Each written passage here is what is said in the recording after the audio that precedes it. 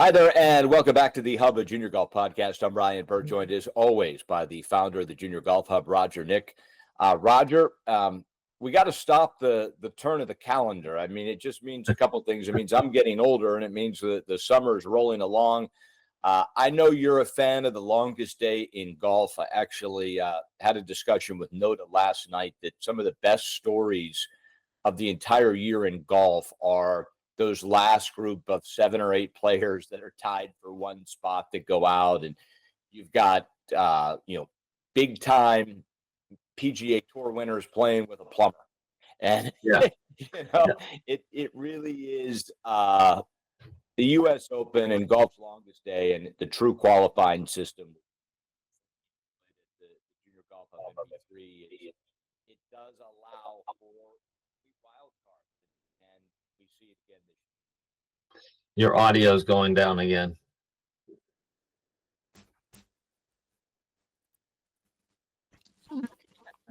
How's that? 1 2 1 2. That's good. All right, let's try it again. That's Michael, I guess. Much better. Hi there, and welcome back to the Hub of Junior Golf Podcast. I'm Ryan Burr, joined as always by the founder of the Junior Golf Hub, Roger Nick. Roger, calendar is turned to June again, and with that, we just had golf's longest day qualifying for the U.S. Open. Noda Begay and I last night were actually talking about how it provides some of the best drama and the best storylines of the entire year in golf. You have, in some instances, 5, 6, 7 players for one final spot into the U.S. Open. You have, a big-time tour winner that just didn't qualify on points to get into the U.S. Open playing with a plumber or a teacher. And it's really, really what the U.S. Open's about. It's what we kind of emulated at the Junior Golf Hub NB3, where, anybody can pull something off. There really is, it's impossible to get a wild card winner at the Masters, right? Because it's pretty cut. We know who we're letting in, and there's really little chance of someone coming in and shocking the world. But with the U.S. Open, all bets are off. Anybody, Roger, can get in. Anybody can get in, and it's so fun to be involved. I've been a part of the longest day. I don't know, probably 10 out of the last 25 years or something like that, where participating and playing. Haven't done it in a while, but that was one of my most highlights of the year for sure, as it is with many golfers that's going through this process. And it's actually kind of interesting. We had 8 junior golfers who made it into this, who got through local qualifying. Oh no, I'm sorry, it's 30 junior golfers, males that made it through. And then I think there was one that was in the alternate spot. I want to say out of Pennsylvania, but what a great time for those guys. It just goes to show you again, back to what we keep talking about, is how good the game really is today, that these kids who are 14, 15, 16 years old competing and beating some of the best players in the world to get to the regional qualifier, sectional qualifier for the U.S. Open, and doing well, and seeing some of these best college players continuing just to hammer this game like it's like they own it almost, right? Which is hard to do. So really fun to see and watch some of these great players strive and get to the U.S. Open. Fun time. Yeah, it's a fun time, and on both the men's and women's side, the amount of talent that is coming is it's remarkable. The game is getting so much better.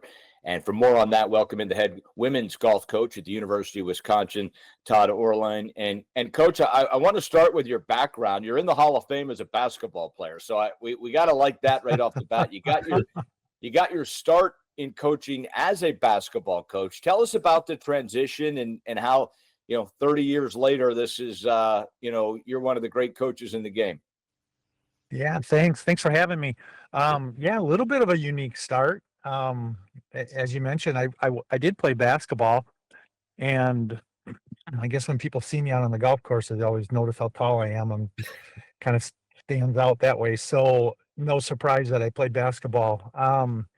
when I went to when I was starting coaching and I went into I went to where I started at UW Eau Claire, and it was initially as basketball, but then I had a lot of golf background as well, and so they asked me to take over and coach the men's golf team as well. It's pretty common at a lot of small college that the coaches, they wear a lot of hats. Sometimes coach multiple sports, do some teaching, things like that. And so I have a lot of respect for what small college coaches do as well. And then so I did that for 8 years. Both programs had a lot of success. We actually won one national title at UW Eau Claire on the men's golf side. And after a few years, that just led me to Madison to take over the women's program. Um, and I just finished year 22. So Wow. it's been a great place for me. And still a lot of success, coach. So congrats there. I mean, you've taken the team, what is it now, 6 of 8 years to the NCAA regionals. I mean, We've had a lot of success, and I mean, you always try to do a little more, and but a lot of great players over the years, and just have enjoyed every minute of it. And Madison, the university and the Madison itself, it's just been a great place. And so awesome players, great coaches to work with. And so, yeah, I've loved it. I love my time there.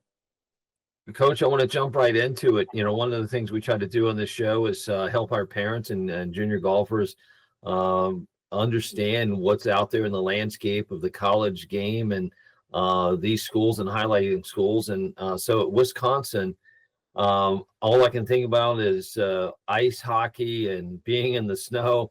How do you do it? How do you recruit these young women to come and play and obviously succeed there?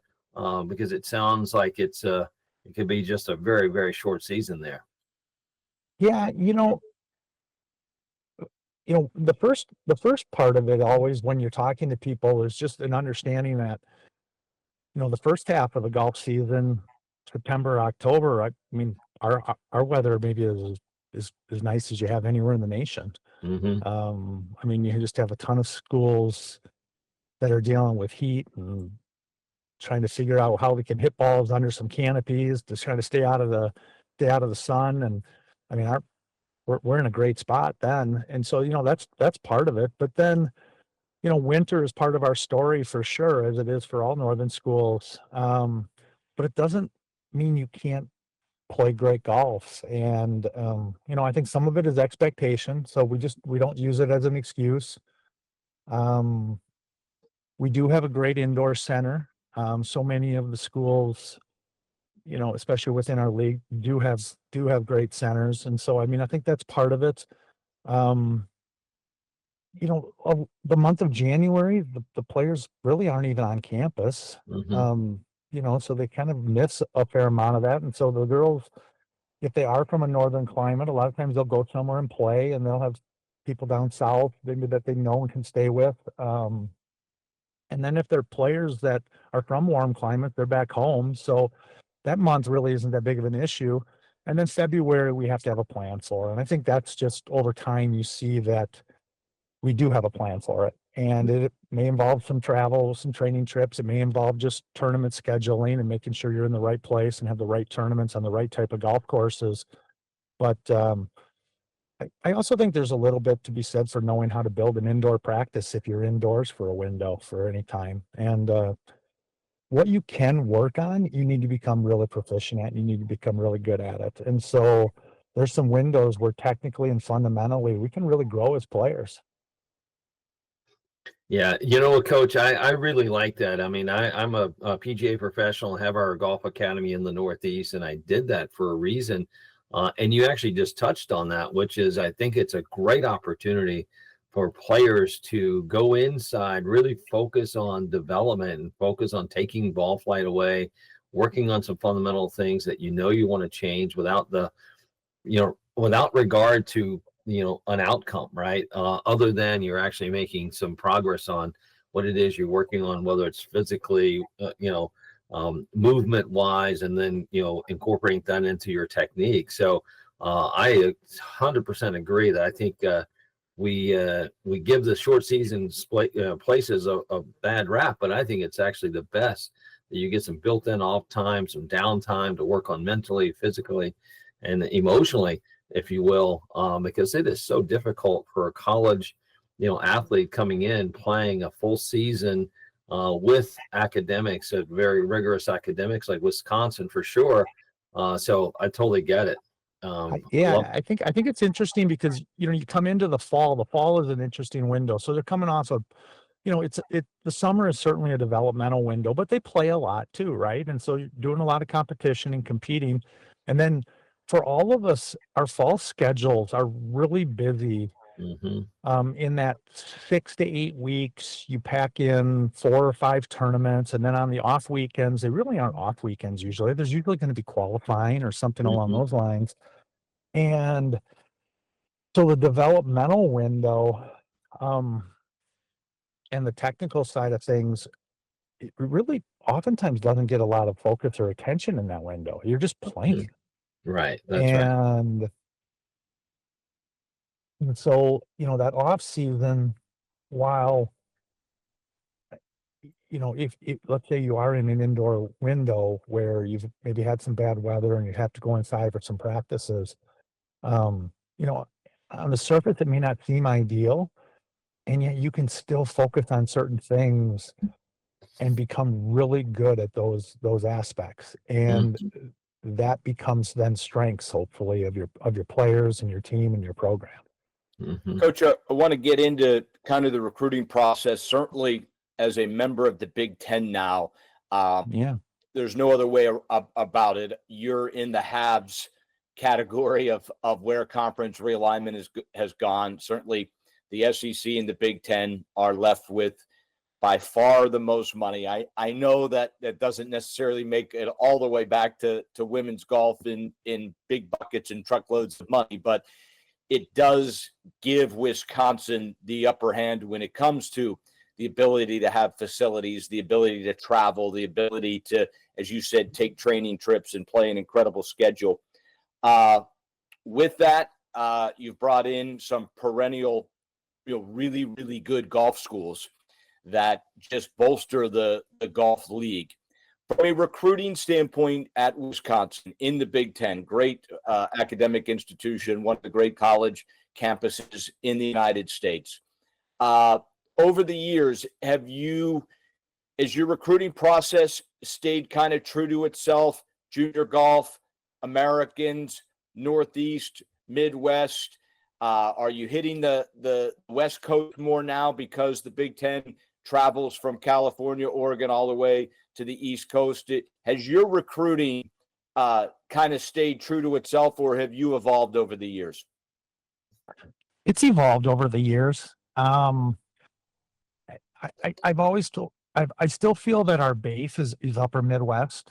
I mean, if you look at historically our roster, I think you'll always see, some Wisconsin players, some players from Michigan and Minnesota, Illinois. You just kind of see an upper Midwest feel, but that maybe is a third to half of your roster, right? And then the balance of your roster tends to be from all over the country, and then certainly some international recruiting as well. And so it has a home base located in the upper Midwest, and yet then it has certainly evolved into just kind of a worldwide and focus, and just trying to find the best players that are great fits at your place. So it has changed a little bit. I think as the rosters have reduced just a little bit in general. I know when I first started at Madison, I was asked to be at 12 for a roster, and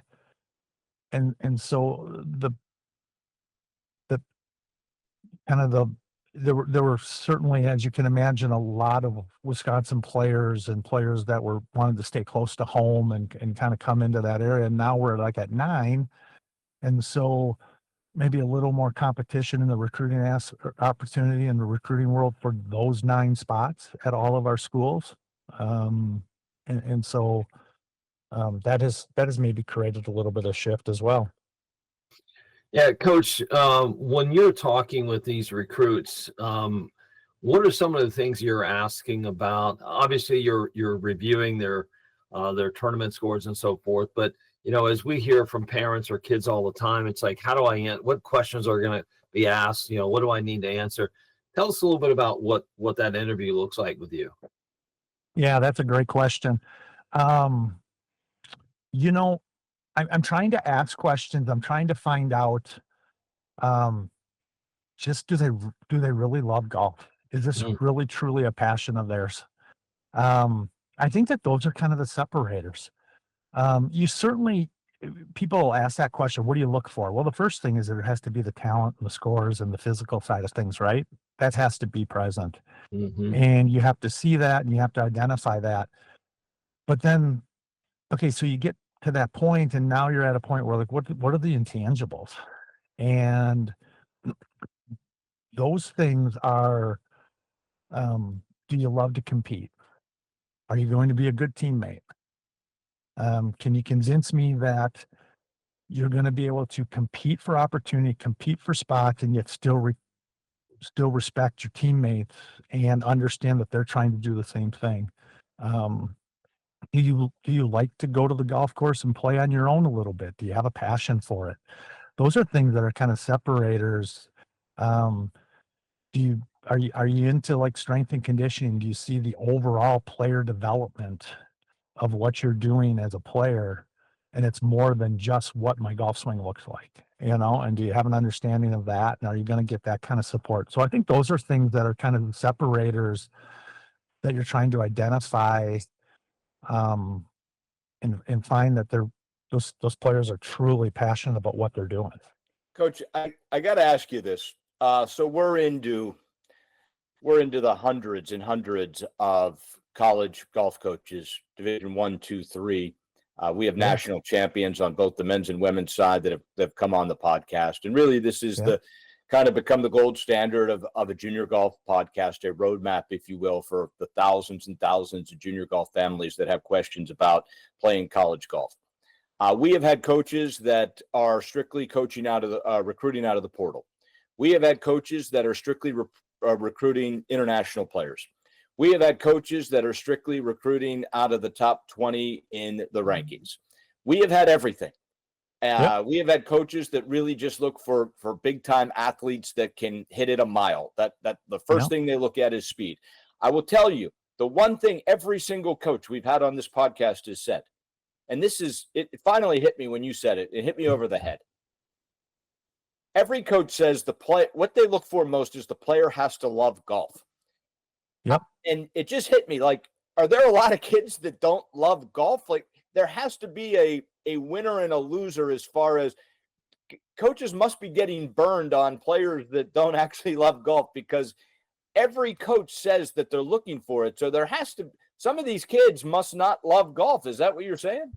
Well, I think what I would see, how I would answer that is I don't think that they don't love golf. I think golf is, for many of them, they get to school and they see the time and the energy and the effort that goes into like succeeding and excelling at it. And they're like, man, that seems like it's a lot of work. And I'm not sure that I'm that passionate about it. And that's where you see like, boy, did I get burned on this? And I don't think it's that they don't. And so how do I answer that question? If you sign up for practice and you go and you're there every day and you get there when coach says you're supposed to be there and you do your window and you put your time in and then you move on and you're just done, you have just done average. That's Right. what everybody in the country is doing. Mm. And do you actually love it and want to do a little bit more? And do you want to chase it in the summer? And do you want to play when you're on your own and when you're individually playing? And I just think that those end up kind of being separators. And so it's not that you say, boy, they don't love golf. But do they love it enough to try to do extra and do more? Great answer. And Oh, and yeah. I think Great. that that's kind of what we see. I think that's sometimes what we see. That's a Golf, great answer. unfortunately, sometimes it's become just a vehicle to create opportunity with school, and then it kind of like, okay, now what am I playing for? I've kind of reached my goal of getting the college education or a college scholarship, which is a great goal, but we need you now to grind, work hard, and strive for success competitively. Yeah, Coach, that's a good point, and you actually made a statement just now about a means to an end, right? I got my Yeah. scholarship, but we're also hearing more and more. It's not a 4-year guaranteed scholarship, right? I mean, you have to go out and continue to work hard, improve yourself. It's less and less of that than it used to be. So, do you feel like they just do it for the 1 year, or do you feel like you're getting, maybe they get recharged after that first year, and you kind of sit down with a player and say, hey, do you really want to be here? Is this something you really want to do? Because if you don't, we understand. But if you do, you got to step it up. Have you had those kind of conversations with a player or two? I think we all have, Yeah. because I think we're part of what we do is we try to challenge them to strive for more and get more out of themselves and be and to really push. And so I think we all have those conversations, Mhm. but I don't think they're always, I think it'd be wrong to assume that they're always adversarial Right. or confrontational. Right. Because most of them probably aren't really. That's Most of right. them are truly just like you're sitting across a player that you've recruited, you care about. Um, they like the school, they like the team, they like the university. You like them. You just know there's more in there, Yeah. I can tell you, and, like, I agree with and so that because, you're challenging that. You're challenging them to bring that out. yeah. I would say you're so right. It's not adversarial. I remember actually just last year, I had a young man who came to me, and he's at school. He's calling me up and he's saying, I just don't know if I love it the way I thought I loved it. This is a Yeah. lot of work. It's very difficult. It takes up so much time. Very talented kid. He was on a top D1 program, and I'm like, listen, I said, go talk to your coach. Go have that conversation with him. It's not, he's not going to hate you for it, and you're not going to hate yourself for having this conversation. And you're not trying to say something's wrong. You're just trying to say, I'm trying to understand where I'm at in this whole journey for me. And a coach is going to understand that. And I think there are a lot of kids, and I've had that conversation multiple times over the last 25 years with kids, and they are so afraid of that being adversarial or the coach not liking them or thinking something else. And I think, to your point, it is not to me, it's not meant to be adversarial. I think a lot of kids may take it as such because now they're letting their coach down, they're letting their parents down, and they're so stuck in this world of I'm all alone and I got to make this really difficult decision. It's not really a difficult decision if it's done with openness and hey, I'm just struggling here. How could you help me? So, and I think that's such a good role for a coach also. We've had many conversations with coaches about it. They're mentors to these young people. It's not, I mean, they're not here just to say, give me your best. And that's all it's all about, and just win or lose or go home. You're guiding these young people through life and helping them out. So, Oh, for sure. And so that open communication is super yeah. important. That's hard for kids. When young people, they come in and they want to impress you right away. They want their teammates to be impressed. They want to say, and if they're finding it challenging at times, those are uncomfortable moments, and that's where they Mhm. just need to have people that they trust and can kind of reach out to and guide them through that. But they have to be open to communication with their coaches as well. One of the things that I think is really interesting in this process for young players that I think, like listeners and, the people you're working with and talking to can understand. And I feel like this has maybe become more so today than it maybe used to be. Is that I I view a player when I bring a player in. Um, I mean, I'll recruit some players sometimes, and I know in my mind, I feel like, okay, if this player fits right away early, they might they might be a front half end of the lineup type player, a 1, 2, 3, 2, 3, whatever, really early in their golf career.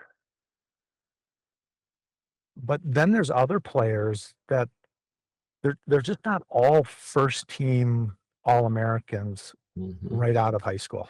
Hmm. And the jump is real. The jump is significant.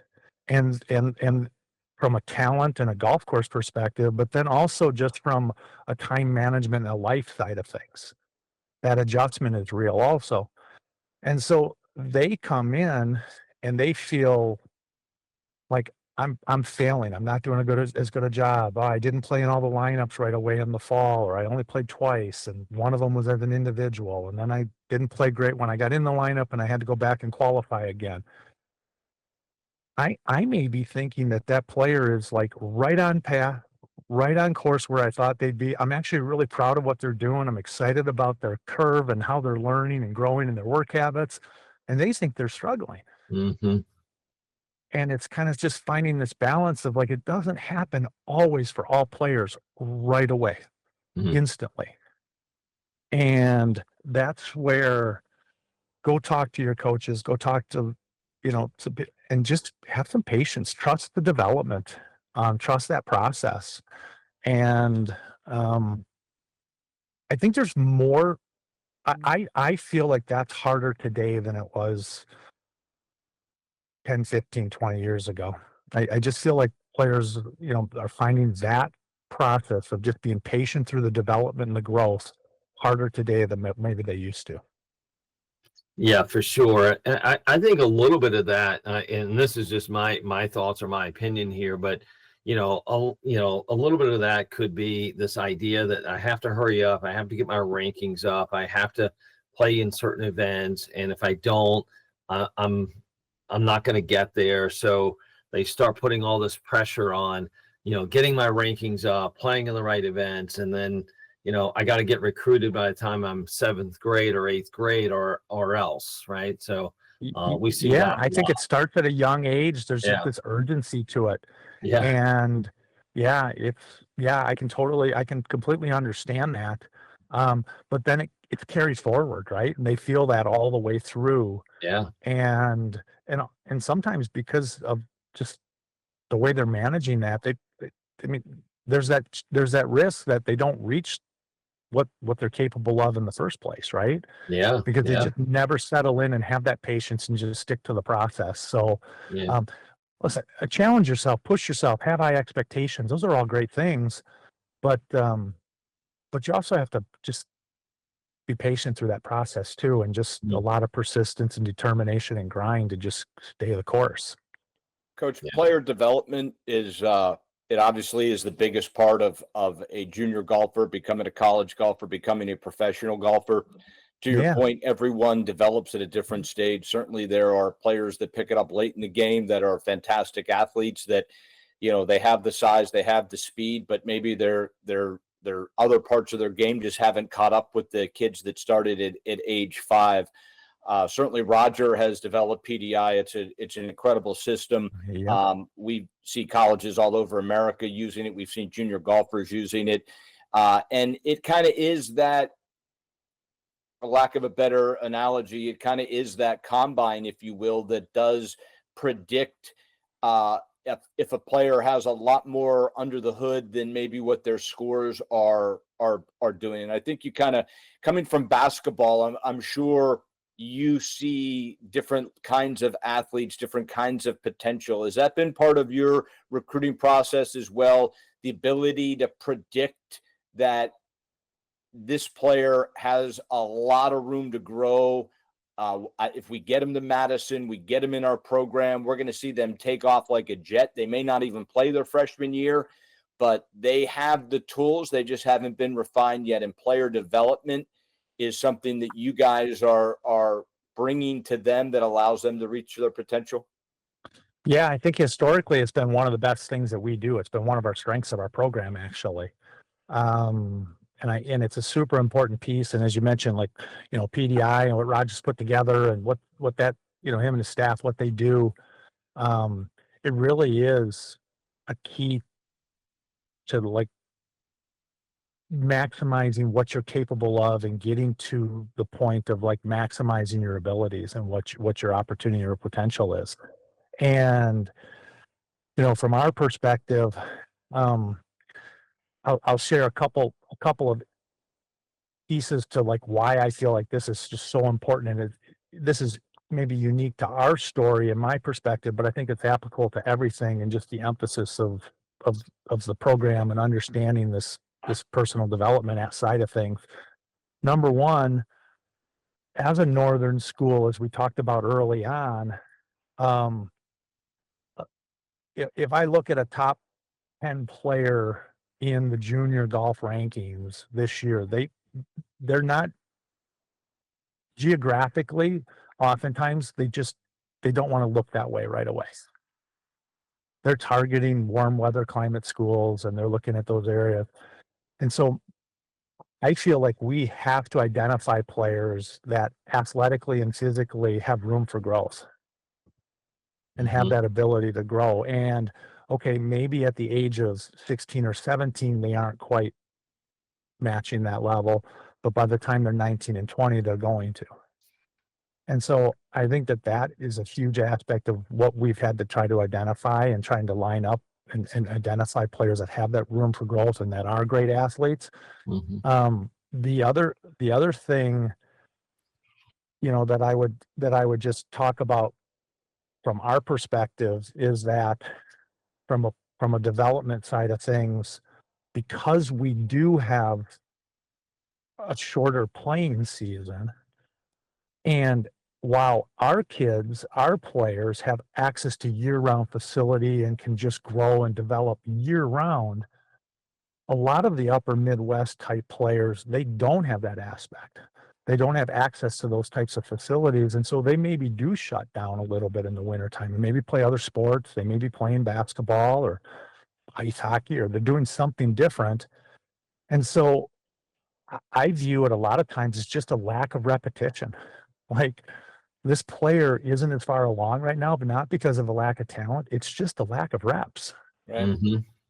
And by the time when they get into our program and they see this type of year-round attention to development, both physically and technically, and just everything they're doing, and they have this year-round program, they take off.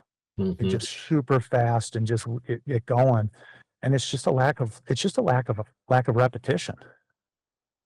And so those are just two examples, and we could talk about it many more, I know, but those are just two examples that are really relevant for us with our program that I think kind of answer that question of just how important this player development aspect is. And the further they can get along in that path early on, it makes a huge difference for their performance and what coaches are seeing and how they're performing.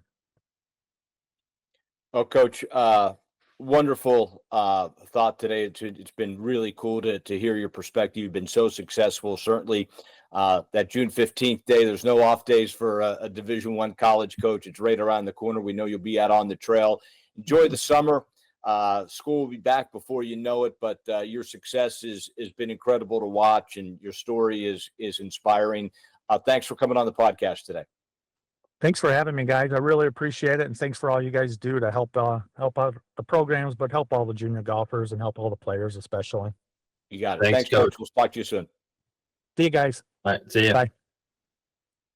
Well, Roger, again, I think, boy, I can't imagine what it's like to sit in your seat.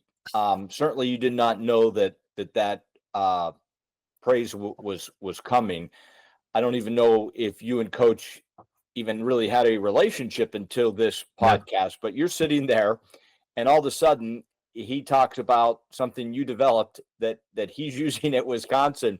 It has to be, I'm curious, what's going through your head when you have no idea that's coming? You don't even know that he's technically a disciple of yours, and then he starts talking about PDI. What did that feel like? Actually, it's surreal. It really is. It's flattering. It's surreal. It's exciting. I mean, to know that. I mean, what stuck out to me in the conversation was the identification of talent.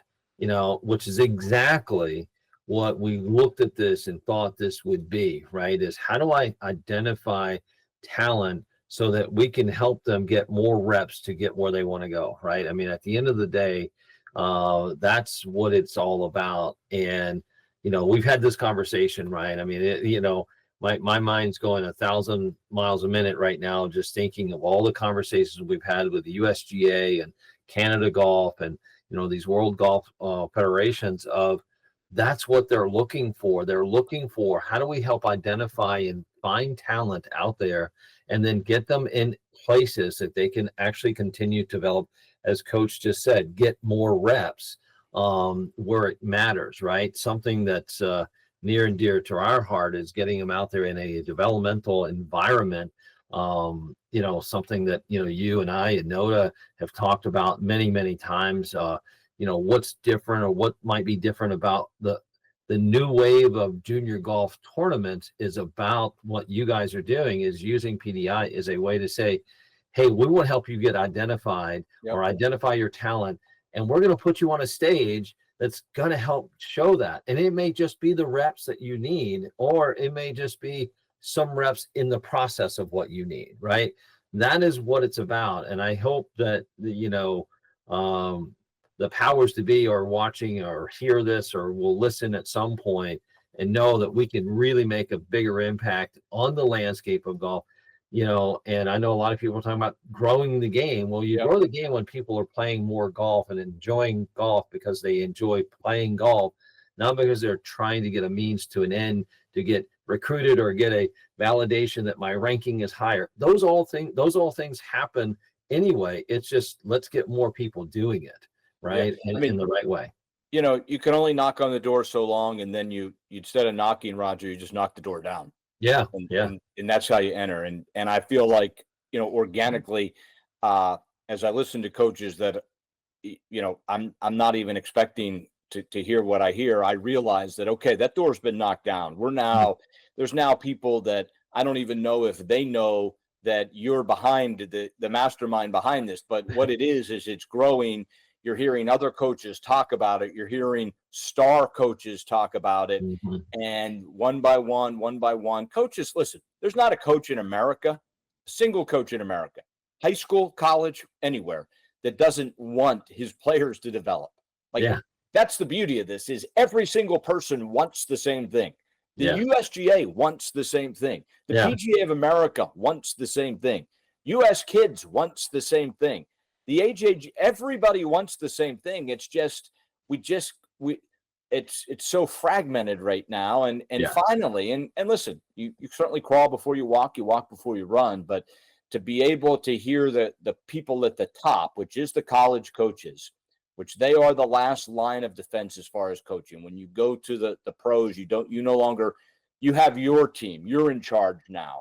Where Luke Clanton now has a nutritionist and a physio and a swing coach, but it's his team. He's in charge of the team because he's got the money now. Right. But in college, and the coach is still the one that can tell a player how to develop. And finally, I think we're getting through to them. So wonderful guest. He is an interesting story for sure, and one of you don't have to be a blue blood to become a major force in Division I coaching, or a player for that matter. There's so many different ways to get to the top. Yeah, there really is. And just to know that how they cross those borders of different sports and understanding that sports are sports and what it does to the young people that playing sports and how it helps them in life. I think that's a lot of what he's bringing to the table there, and the camaraderie as a team and development.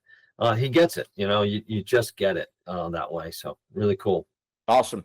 So ran a little long today, but certainly it was worth the time. We hope you enjoy this podcast. We hope you enjoy all the podcasts that we continue to bring out here. It really is some wonderful stories that are entertaining, but it also does provide information that we hope you find is useful. So for Roger Nick, for our producer and director, Michael Nick, I'm Ryan Burr saying until next time, this has been the Hub of Junior Golf Podcast.